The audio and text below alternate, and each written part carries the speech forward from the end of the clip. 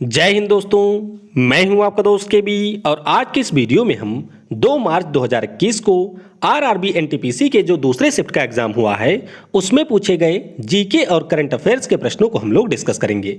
तो पूरा वीडियो बहुत ही ध्यान से देखिएगा। इस वीडियो की जो पीडीएफ फाइल है वह आपको टेलीग्राम चैनल केवी गुरुजी या फिर kvguruji.in के ऊपर मिल जाएगी, तो वहां से आप इसके पीडीएफ को भी डाउनलोड कर सकते हैं। तो चलिए इस वीडियो की हम शुरुआत करते हैं।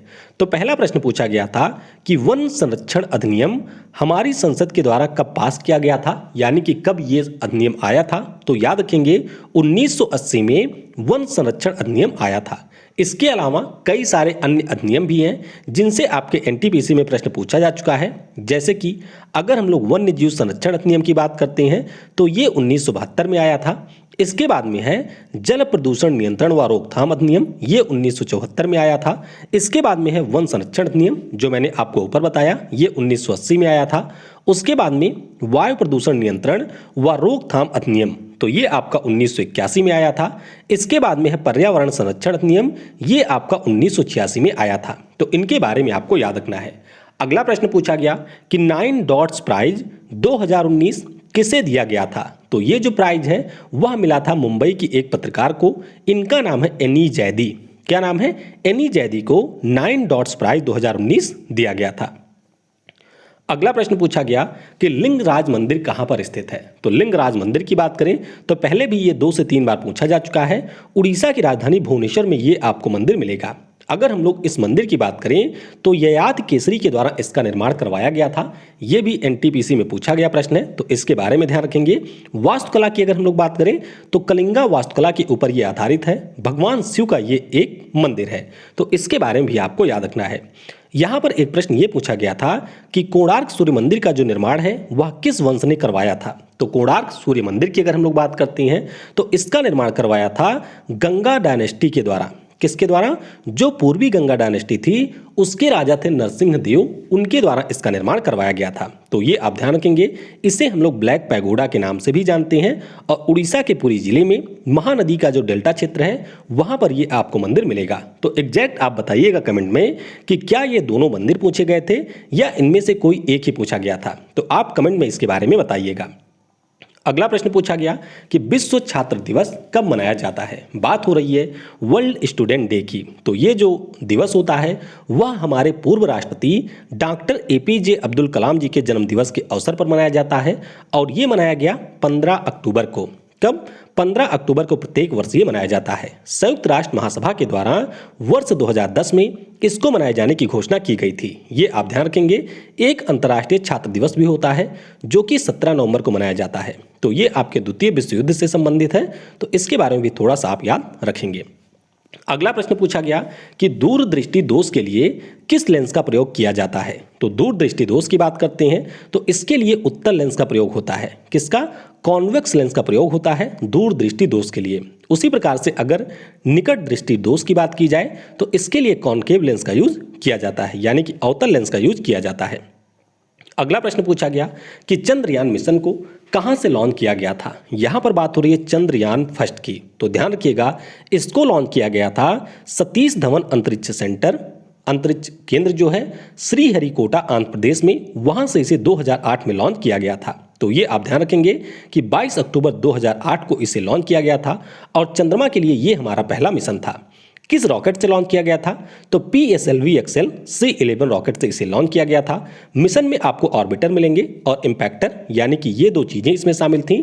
और उस समय हमारे इसरो के प्रमुख थे जी माधवन नायर साहब। तो ये सारे प्रश्न ऑलरेडी एनटीपीसी में पूछे जा चुके हैं। इसके ऊपर मैंने एक सेपरेट वीडियो भी बना रखी है, अगर आप लोग देखना चाहते हैं तो ऊपर के आई बटन पर उसकी लिंक मिल जाएगी। अगला प्रश्न पूछा गया था कि मौसम को किस भाषा में मौसम कहते हैं। तो ये बहुत ही आसान सा प्रश्न है। जब भी आप लोग भारतीय जलवायु को पढ़ते हैं तो वहां पर सबसे पहले हम लोग यही पढ़ते हैं कि जो मौसम शब्द है उसको लिया गया है मौसम भाषा से, और ये अरबी भाषा का एक शब्द है। किसका? अरबी भाषा का एक शब्द है। अगला प्रश्न पूछा गया कि स्वराज पार्टी की स्थापना किसने किया था। तो सुबह पूछा गया था, यानी कि जो मॉर्निंग वाली शिफ्ट है उसमें पूछा गया था कि स्वराज पार्टी के संस्थापक स्थापना कब की गई थी। तो 1 जनवरी 1923 को मोतीलाल नेहरू और चितरंजन दास के द्वारा इसकी स्थापना की गई थी। तो ये आपको याद रखना है। एक प्रश्न पूछा गया कि 2019 का जो नोबेल पुरस्कार है वह किसे दिया गया था। तो 2019 के नोबेल पुरस्कार की बात करते हैं तो इथियोपिया के पीएम थे आबे अहमद अली, और इन्हीं को 2019 में शांति का नोबेल पुरस्कार मिला था। किसका? शांति का नोबेल पुरस्कार दिया गया था। तो नोबेल में जो शांति पुरस्कार होता है उससे पहले भी कई सारे प्रश्न पूछे जा चुके हैं, उनके ऊपर भी मैंने सेपरेट वीडियो बना रखी है, अगर आप लोग देखना चाहें तो उसको देख सकते हैं। इसके अलावा आप ध्यान रखेंगे कि 2014 में कैलाश सत्यार्थी और मलाला यूसुफजई जो कि पाकिस्तान की हैं उनको संयुक्त रूप से मिला था। बचपन बचाओ आंदोलन के लिए कैलाश सत्यार्थी को मिला था। 2018 की बात करें तो डेनिस मुकाबे और नादिया मुराद को मिला था। 2019 मैंने आपको बता ही दिया, और 2020 में विश्व खाद्य प्रोग्राम को यहां पर नोबेल पुरस्कार मिला था शांति के क्षेत्र में। तो ये सारे भी आपको याद रखने हैं। अगला प्रश्न पूछा गया केबी, टीबी, जीबी और एमबी, इनको बढ़ते हुए क्रम में लगाइए, यानी कि जो इसमें सबसे छोटी इकाई है उसको आपको पहले लिखना है और उसके बाद में बढ़ते हुए क्रम में इसको सजाना है। तो केबी आपकी सबसे छोटी हो गई, इससे बड़ा होता है मेगाबाइट, उससे बड़ा होता है गीगाबाइट और उससे बड़ा होता है टेराबाइट्स। तो ये आपका हो जाएगा सही क्रम। अगला प्रश्न पूछा गया कि सीपीयू क्या होता है। सीपीयू यानी कि सेंट्रल प्रोसेसिंग यूनिट, और हमारा जो कंप्यूटर होता है उसका मस्तिष्क होता है सीपीयू, यानी कि ब्रेन ऑफ कंप्यूटर कहते हैं हम सीपीयू को। अगला प्रश्न पूछा गया कि विश्व भुखमरी दिवस कब मनाया जाता है। तो अगर हम लोग वर्ल्ड हंगर डे की बात करते हैं तो ये मनाया जाता है 28 मई को। कब होता है? 28 मई को मनाया जाता है। और सुबह वाले शिफ्ट में ये पूछ लिया गया था कि 2020 में जो हंगर इंडेक्स आया था उसमें हमारे देश का स्थान क्या था। तो ध्यान रखेंगे 2020 में हमारा देश था 94वें स्थान पे, और 2019 में जो रिपोर्ट आई थी उसमें हमारा देश था 102वें स्थान पर। अगला प्रश्न पूछा गया कि किस राज्य में नाभिकीय ऊर्जा संयंत्र नहीं है। तो ये आपको ध्यान रखना है कि हमारे यहाँ पर कुल 6 राज्य हैं जहाँ पर आपको कुल 7 नाभिकीय ऊर्जा संयंत्र मिलेंगे। कौन कौन से हो गए? तो एक तो हो गया उत्तर प्रदेश। उत्तर प्रदेश में आपको मिलेगा नरोरा। उत्तर प्रदेश से आप थोड़ा सा पश्चिम में जाएंगे तो यहाँ पर है राजस्थान, यहाँ पर आपको मिल जाएगा रावत भाटा। राजस्थान से आप नीचे आ जाइए गुजरात में, तो गुजरात में आपको कौन सा मिलेगा? काकरापार।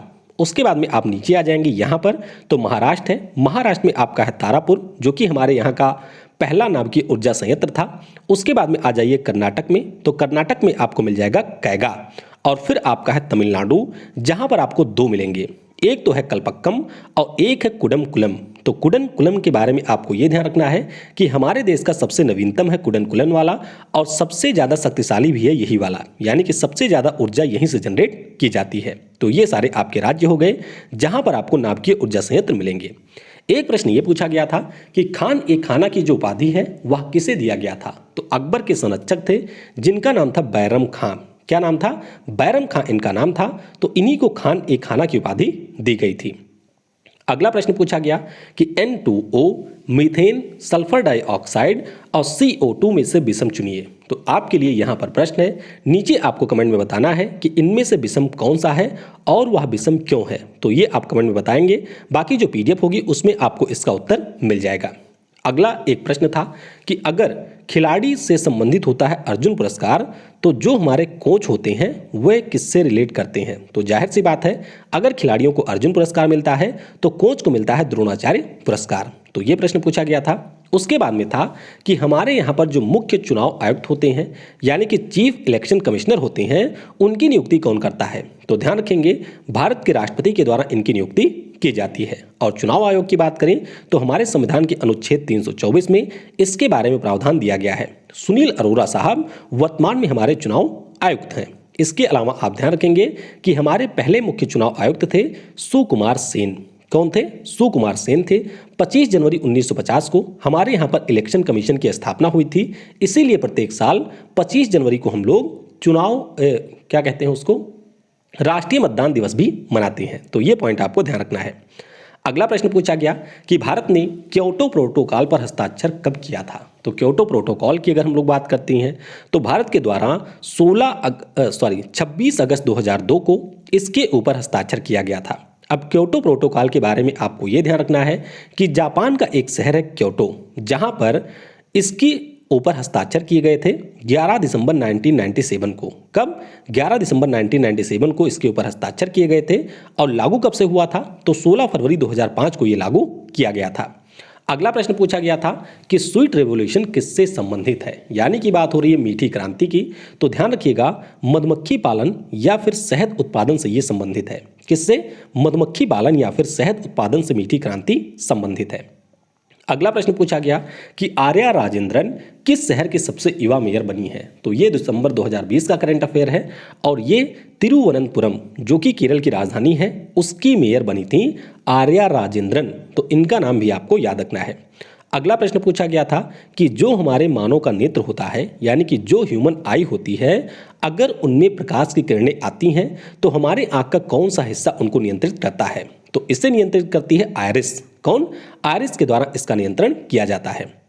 अगला प्रश्न पूछा गया कि कर्क रेखा जो है वह किस राज्य से नहीं गुजरती है। तो कर्क रेखा की अगर हम लोग बात करते हैं तो 8 राज्यों से होकर के ये गुजरती है।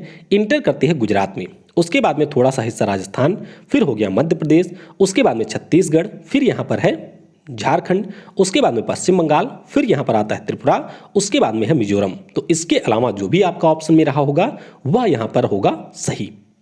अगला एक प्रश्न था, कूट का प्रश्न था कि पुडुचेरी जो फ्रांस से रिलेट करता है तो गोवा किससे रिलेट करेगा। तो आप सभी को पता होगा कि पुडुचेरी की अगर हम लोग बात करते हैं तो ये फ्रांस की कॉलोनी थी। उसी प्रकार से अगर हम लोग गोवा की बात करते हैं तो ये पुर्तगाल की कॉलोनी थी। तो सही उत्तर हो जाएगा पुर्तगाल।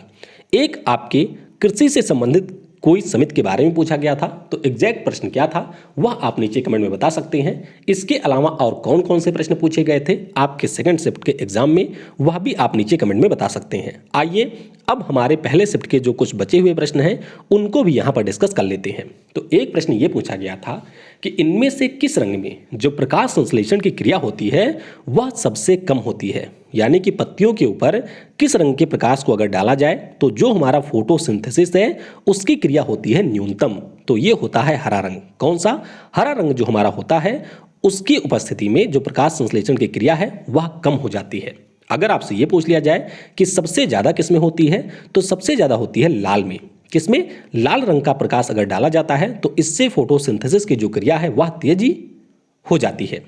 अगला एक प्रश्न था कि डिजिटल इंडिया के 9 स्तंभ में कौन शामिल नहीं है। तो ये आपके सामने डिजिटल इंडिया के सभी 9 स्तंभ दिए गए हैं, जैसे कि ब्रॉडबैंड हाईवेज हो गया, universal access to mobile connectivity हो गई, पब्लिक इंटरनेट एक्सेस हो गया, ई गवर्नेंस हो गया, ई क्रांति हो गई, इंफॉर्मेशन फॉर ऑल हो गया, इलेक्ट्रॉनिक्स मैन्युफैक्चरिंग हो गई, IT फॉर जॉब्स है, अर्ली हार्वेस्ट प्रोग्राम है। तो ये सारे हमारे डिजिटल इंडिया के प्रोग्राम हैं। अब इनके अलावा जो भी रहा होगा वह यहाँ पर करेक्ट रहा होगा। अगला प्रश्न पूछा गया कि चियापास का जो पठार है वह किस देश में स्थित है। तो चियापास के अगर हम पठार की बात करते हैं तो ये आपको मिलेगा मैक्सिको में। कहाँ पर? मैक्सिको में चियापास का पठार स्थित है। एक प्रश्न पूछा गया था कि गुरुत्वाकर्षण जो बल होता है इसका मान सबसे ज़्यादा कहाँ पर होता है। तो इस बल की अगर हम लोग बात करें तो सबसे ज़्यादा ये होता है हमारे पोल्स पर। कहाँ पर होता है? पोल्स पर सबसे ज़्यादा होता है। और जो हमारा इक्वेटर होता है, यानी कि जो हमारी भूमध्य रेखा है, वहाँ पर सबसे कम आपको मिलेगा ग्रेविटेशनल फोर्स का मान। अगला प्रश्न पूछा गया था कि गोवा को किस संविधान संशोधन के द्वारा भारतीय संघ में शामिल किया गया था। तो अगर आपको याद हो तो जब हम लोगों ने कल वाले शिफ्ट को डिस्कस किया था उसी समय मैंने आपको बताया था कि जो हमारे देश में 56वां संविधान संशोधन होता है 1987 में, उसके द्वारा गोवा को भारतीय संघ में एक राज्य के रूप में शामिल किया जाता है। तो इसके बारे में आपको ध्यान रखना है। लेकिन अगर आपसे ये पूछा जाए कि 1961 में जब पुर्तगालियों से गोवा को आज़ाद कराया जाता है तो किस संशोधन के द्वारा इसको एक केंद्र शासित प्रदेश बनाया गया था, तो ये हमारा था 12वां संविधान संशोधन। तो दोनों के बारे में आपको ध्यान रखना है। 12वें संविधान संशोधन के द्वारा इसे यूटी का दर्जा मिला था और फिर जब आपका 56वां संविधान संशोधन होता है 1987 में तो उसके द्वारा गोवा को एक राज्य का दर्जा दिया जाता है। कल आपका ये भी पूछा गया था कि गोवा का फाउंडेशन डे कब होता है। तो ये होता है 30 मई को। कब होता है? 30 मई को। लेकिन अगर हम लोग गोवा मुक्ति दिवस की बात करते हैं तो ये 19 दिसंबर को मनाया जाता है, क्योंकि 19 दिसंबर 1961 को भारतीय सेना के द्वारा ऑपरेशन विजय चलाया जाता है और उसके बाद में गोवा को यहाँ पर आज़ाद कराया जाता है। तो ये सारे पहले भी पूछे जा चुके हैं, आने वाले समय में भी पूछे जाने की संभावना है। एक प्रश्न पूछा गया था कि संकर बीजों के प्रयोग से तिलहन फसलों का जो उत्पादन है उसके ऊपर जो प्रभाव पड़ा है वह किस क्रांति से संबंधित है। तो ये आपके पीली क्रांति से संबंधित है। किससे? पीली क्रांति से ये संबंधित है। एक प्रश्न पूछा गया था कि राजा नरसिंह किस राजवंश से थे। तो ये आपके पल्लव राजवंश से थे। किससे? पल्लव राजवंश से थे, राजा नरसिंह देव। अगला प्रश्न पूछा गया था कि समुद्र की निगरानी के लिए इसरो के द्वारा लॉन्च सैटेलाइट कौन सा है? तो इसरो के द्वारा समुद्र की निगरानी के लिए कई सारे सैटेलाइट लॉन्च किए गए हैं। इनमें से आपका है ओशियन सैट 1। तो ऑप्शन में एग्जैक्ट क्या था वह आप नीचे कमेंट में बता सकते हैं। अगला प्रश्न पूछा गया था कि विपगत का जो नीति का जो सिद्धांत है, जिसे हम लोग डॉक्ट्रिन ऑफ लैप्स कहते हैं, तो ये किसने दिया था? तो ये दिया था लॉर्ड डलहौजी ने। किसने? लॉर्ड डलहौजी ने दिया था। 1848 से लेकर के 56 तक ये चला था और इस दौरान कई सारे जो हमारे राज्य हैं जहां पर कोई भी वारिस नहीं था, उन सभी को ब्रिटिश के द्वारा कैप्चर कर लिया गया था। तो इस प्रकार से हमने जो भी आपके पहले और दूसरे शिफ्ट के प्रश्न थे उन सभी को डिस्कस कर लिया है। इसके अलावा अगर आपके पास में कुछ बचे हुए प्रश्नों की जानकारी है तो वह आप नीचे कमेंट में बता सकते हैं, जिससे जब मैं आपको इसकी PDF प्रोवाइड करूं तो उसमें उन सभी प्रश्नों को इंक्लूड कर सकूं। और सुबह वाले शिफ्ट में एक छोटी सी गलती हो गई थी कि जो आपका पानीपत का युद्ध था उसको मैंने 1900 कर दिया था 1700 की जगह पर। तो कई सारे लोगों ने उसके लिए कमेंट किया, तो उसको भी मैंने PDF में करेक्ट कर दिया है। कई बार जल्दबाजी में जो आपके यहाँ पर लिखे जाते हैं उनमें थोड़ी सी गलती हो जाती है, तो उन सभी चीज़ों को मैं PDF में करेक्ट कर देता हूँ। और आप सभी लोगों का धन्यवाद जो यहाँ पर कमेंट में ये बताते हैं कि कहाँ पर गलती हुई है। Thanks for watching. जय हिंद, जय भारत। और सबसे ज़रूरी, पढ़ेगा भारत तो बढ़ेगा भारत।